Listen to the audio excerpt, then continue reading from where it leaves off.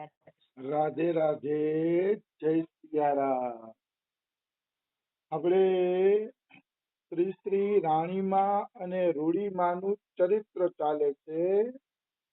રાણીમા અને રૂડીમાના ચરિત્રમાં આગળ વધીએ તો મીઠો ભગત જે કડવા પટેલ હતા એ રાણીમાના શરણમાં આવે છે. રાણીમાના શરણમાં એટલા માટે આવે છે કે એ મીઠા ભગતે ઝાડવા ઉપર જેટલા પક્ષી હતા એ પક્ષીને આગ લગાડીને બાળીને ભસ્મ કરી નાખ્યા. એ મીઠા ભગતનું પાપ હતું.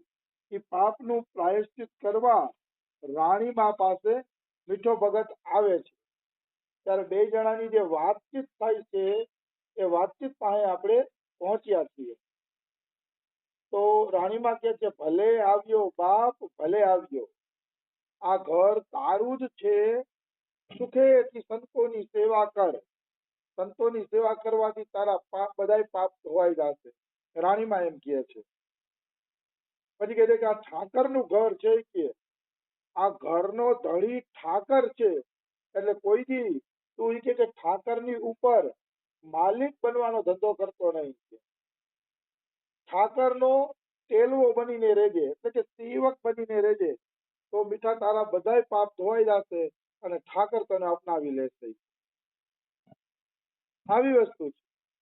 તો મીઠો બોલે છે, માં, મીઠો તમારો દીકરો છે, જલ્દી પાપ ધોવાય એવો માર્ગ બતાવો.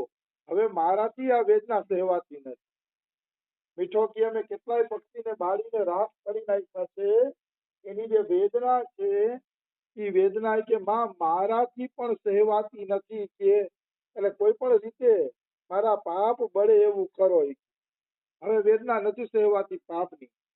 જો પાપ કરવા ટાણે જીવ વિચાર કરતો નથી, પણ જ્યારે એની સજા મળે છે, એની વેદના મળે છે, ત્યારે મનુષ્ય લાચાર થઈ જાય છે. નિશ્ચિત એમ. અને મહાભારતમાં તો ત્યાં સુધી લખ્યું છે કે જેમ હજારો વાછરડા વચ્ચે ગાય પોતાના વાછરડાને ગોતી લે છે, એમાં સંસારના કરોડો માણસો વચ્ચે આપણું કર્મ આપણે ગોતી લઈએ. આપણું કર્મ આપણે પકડી લઈએ છીએ અને નિશ્ચિત પકડી લઈએ છીએ, એમાં કોઈ શંકા નથી. ગમે એટલા માણસો હશે ને તો આપણું કર્મ આપણી પાસે જ આવીને ઊભું રહેશે. આ સનાતન સત્ય નિયમ છે, શાસ્ત્રનો સનાતન સત્ય નિયમ. આવી વસ્તુ છે. એટલે મીઠો કહે છે વેદના નથી સહેવાતી માં, હવે જલ્દી ભગવાનના શરણમાં લઈ ગયો. પાપના ભારથી હું બળી રહ્યો છું અને તમે નહીં ઉગારો તો મારો ઉગરવાનો કોઈ આરો નથી. મને જીવનભરનો ટેલવો એટલે સેવક, મને જીવનભરનો સેવક બનાવી લ્યો છે. ઘર અને સ્ત્રી બધું હવે મેં છોડી દીધું છે. આમે મારી સ્ત્રી થઈ કે મને મૂકીને ભાગી ગઈ છે મારું પાપ જોઈને. એટલે હવે હું કોઈનો નથી, એકલો જ છું. એટલે માં હવે તો મને ઠાકરનો સેવક કે બનાવી જ લ્યો. ઠાકર અતિ દયાળુ છે, પ્રભુ અતિ દયાળુ છે અને પ્રભુ અતિ ભક્ત વત્સલ પણ છે. ભગવાન વાસ્તવમાં ભક્ત વત્સલ છે. ભગવાન હંમેશા પહેલા ભક્તનું સુખ જુએ છે, પછી પોતાનું સુખ જુએ છે. કાલે જ હું રામાયણમાં લંકાકાંડ વાંચતો હતો. તો લંકાકાંડ વાંચતો હતો ને એમાં રામે પેલા વિભીષણનું સુખ જોયું, પછી પોતાનું સુખ જોયું. જો રાવણ મરાઈ ગયો તો રામનું પેલું કર્તવ્ય શું હતું? પેલું જ કર્તવ્ય એ હતું કે માતા સીતાને પેલા દુઃખમાંથી છોડાવે. કારણ કે 3 મહિના ત્યાં રાવણના કેદમાં પડ્યા. પણ નહીં, રામે કીધું સીતા ભલે થોડીક વાત જોઈ લઈએ, 2-5 કલાક ભલે વાત જોઈ લઈએ, પેલા વિભીષણનો રાજ્યાભિષેક થવો જોઈએ. પેલા વિભીષણ રાજા બનવા જોઈએ, પછી હું સીતાને મળું. એટલે રામે લક્ષ્મણને એને કીધું કે જાઓ લંકામાં રાવણની અંત્યેષ્ટિ ક્રિયા કરો અને વિભીષણને રાજા બનાવો. વિભીષણ રાજા બની જાય પછી આપણે સીતાના સમાચાર પૂછીએ. તો પેલા લક્ષ્મણને મોકલા, વિભીષણને રાજા બનાવ્યા, એ બધી વિધિ પૂરી કરી અને પછી હનુમાનજીને કીધું જાઓ હવે માતા સીતાના સમાચાર તમે લઈ આવો. અને પછી લક્ષ્મણજી ને બધા ગયા હનુમાનજી માતા સીતાના સમાચાર લેવા અને કુશલ મંગલ કહેવા માટે. કહેવાનો ભાવ હું છે, જુઓ પેલા વિભીષણને રાજ્ય આપ્યું, પછી સીતાના દર્શન. એટલે ભગવાન હંમેશા પોતાના સુખને જાતું કરીને ભક્તોના સુખને મહત્વ આપે છે. એવું નહીં કે એક જ પ્રસંગ છે. આમ સુગ્રીવના પ્રસંગમાં જુઓ તમે, બાલીને મારીને પેલા સુગ્રીવને રાજ્ય આપ્યું, સુંદર પત્નીઓ આપી, પ્રજા આપી ને રાજા બનાવ્યા કિષ્કિંધાના, અને પોતે સીતાજીની 4 મહિના વાટ જોઈ. કારણ કે વરસાદના દિવસો આવી ગયા હતા અને ચતુર્માસ ચાલુ થઈ ગયો હતો, અને ચતુર્માસમાં યાત્રા કોઈ કરે નહીં. તો રામજીએ જુઓ તમે 4 મહિના વાટ જોઈ. સુગ્રીવનું તો કામ કરી દીધું, સુગ્રીવ તો રામનું કામ પણ ભૂલી ગયા હતા, તોય રામે 4 મહિના વાટ જોઈ અને પછી પોતાનું સીતાનું કામ સુગ્રીવ પાસે કરાવ્યું. તો ભગવાન હંમેશા ભક્તોના સુખને પહેલા જુએ છે અને બીજાને પછી જુએ છે. એટલે ભગવાનને છે ને ભક્ત વત્સલ કહેવામાં આવ્યા છે. આવી વસ્તુ છે.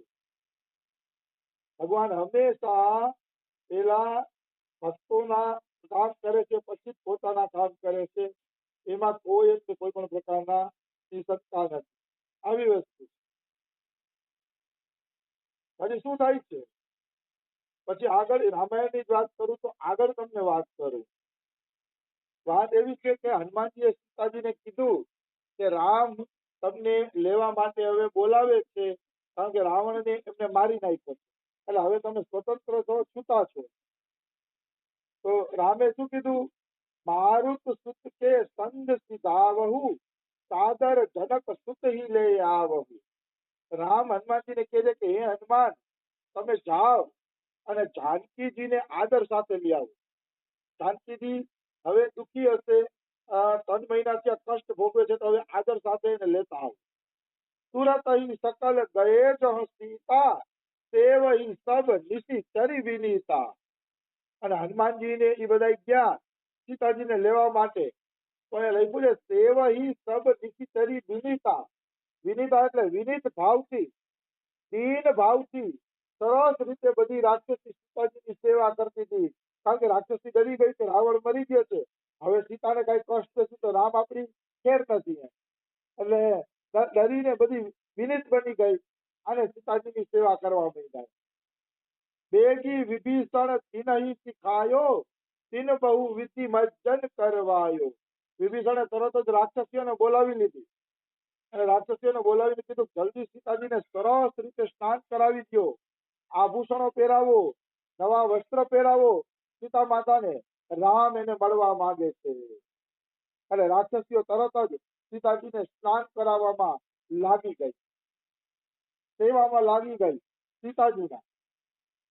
સંતો અને વાલ્મીકી રામાયણમાં એમ આવે છે કે 3 મહિના સીતાજીએ રાવણનું અન્ન ખાધું નથી. તો કે સીતાજીએ 3 મહિના રાવણનું અન્ન ન ખાધું તો માતા સીતા જીવતા કેવી રીતે રહ્યા? તો કે એનું વર્ણન વાલ્મીકી રામાયણમાં આવે છે. હાલાકી વાલ્મીકી રામાયણમાં આ પ્રસંગ છેપક પ્રસંગ છે, પાછળથી ઘુસાડેલો પ્રસંગ છે. તોય હનુમાન પ્રસાદ પોદાર એમ કહે છે કે આ પ્રસંગ પાછળથી ઘુસાડેલો હોવા છતાં કથા માટે ઉપયોગી છે, કથા માટે બહુ ઉપયોગી છે. એટલે અમે આ પ્રસંગ આમાં આપીએ છીએ. અને એ પ્રસંગ એમાં આપવામાં આવ્યો વાલ્મીકી રામાયણમાં કે સીતાજીનું હરણ થવાનું હતું ને, પેલા ઇન્દ્ર દેવતા સીતાજી પાસે આવે છે અને સીતાજીને કહે છે કે માતા, તમારું 3 મહિના સુધી હરણ થવાનું છે, 3 મહિના લંકામાં રહેવું પડશે, તો ત્યાં તમારે ખોટું ખરાબ ભોજન ન કરવું પડે, એટલે હું તમારા માટે ખીર લઈ આવ્યો છું. આ ખીરમાં મેં અમૃત નાખેલું છે, એટલે આ ખીર તમે ખાશો તો 3 મહિના તમને ભૂખ નહીં લાગે. અને માતા સીતાએ એ અમૃત નાખેલી ખીર ઇન્દ્રના હાથની ત્યારે એમને જમી. ઇન્દ્ર લઈ આવ્યો એ ખીર માતા સીતા જમ્યા હતા. એટલે 3 મહિના સુધી સીતાજીને ભૂખ ન લાગી. પણ તો આપણે 3 મહિના સ્નાન નહોતું કર્યું, તો સ્નાન વગર કેમ આવેલું હશે? તો માતા સીતાનું શરીર દિવ્ય હતું અને એમને જે વસ્ત્રો પહેર્યા હતા ને ભગવાન, એ પણ દિવ્ય હતા. એમાં કોઈથી મેલ ચડતો નહીં, શરીર ઉપર કોઈથી મેલ ચડતો નહીં. કારણ કે સીતાજી ભગવતી છે, ભગવાન, એટલે એને કોઈથી આવું મેલ ચડે કે એવું હોય નહીં. એટલે 3 મહિના માતા સીતા રહ્યા, પણ એને કોઈ પણ પ્રકારની કષ્ટ તકલીફ હતું નહીં. આવી વસ્તુ છે. બહુ પ્રકાર ભૂષણ પહરાએ, દીપિકા રુચિર સાજી પુનિલ્યાએ. ઘણા બધા આભૂષણ પહેરાવ્યા સીતા માતાને, નવડાવ્યા હશે, ચંદન ઘસીને ખૂબ સરસ રીતે સીતાજીનું સ્નાન કરાવે છે. અને પછી શિબિકા એટલે કે આપણી પાલકી આવી કે સીતાજી પાલકીમાં બેસો. તા પર હર્ષી ચઢી વઈ દેહી સુમિરી રામ સુખ ધામ સનેહી. જે સુખનું ઘર છે, જે સનેહી એટલે પ્રિયતમ છે, એવા રામનું સ્મરણ કરીને માતા સીતા પાલકી અંદર બેસી ગયા. તો પાલકી ઉપર બેસી ગયા ને તો બેત પાની રક્ષક ચૌપાસા ચલે સકલ મન પરમ હુલાસા. બેત પાની એટલે શું થાય? બેત એટલે ચાબુક, પાની એટલે હાથ. હાથમાં ચાબુક લઈને આ જે રક્ષકો હતા એ રક્ષકો પાલકીની ફરતે ગોઠવાઈ ગયા, જેથી માતા સીતાને કોઈ પાલકીમાં હેરાન ન કરી શકે. એટલે આ રક્ષકો ચારેકોર આવી ગયા અને બહુ ઉલ્લાસ સાથે, આનંદ સાથે સીતાજીની પાલકીની રક્ષા કરવા માંડ્યા. તો પાલકીને તો ચારે તરફ પડદા હતા અને પડદાની આગળ ચારે તરફ રક્ષકો પાલકીની સેવા કરતા હતા. તો દેખન ભાલુ કીસ સબ આએ રક્ષક કોપી નિવારણ ધાય. તો બિચારા વાંદરાઓ, કીસ એટલે રીછડાવો, વાંદરાઓને રીછડાવો માતા જાનકીજીના દર્શન કરવા આવ્યા. ઓલા રક્ષક કોપ કરતા હતા. રક્ષક કોપી, કોપી એટલે કોપ કરતા હતા, એની ઉપર ક્રોધ કરતા હતા. રક્ષક કોપી નિવારણ ધાય. રક્ષકો ગુસ્સો કરી કહેતા હતા, આગળ જાઓ, આગળ જાઓ, સીતા માતાના દર્શન કોઈને નહીં થાય, આગળ જાઓ. આમ રક્ષકો વાનરોને ધક્કા દેતા હતા. તો દૂરથી રામ જોઈ ગયા. રામને એમ થયું કે અરે બાપ રે, આ વાનરો બિચારી એની માતાના દર્શન કરવા માંગે છે, સીતા માતાના, અને આ રક્ષકો એને કેવા રોકે છે. રામનું કરુણ હૃદય સહન ન કરી શક્યું. રામના હૃદયમાં કરુણા ઉભરાઈ ગઈ કે કોઈ પણ રીતે માતા સીતાના બધાને દર્શન થવા જોઈએ.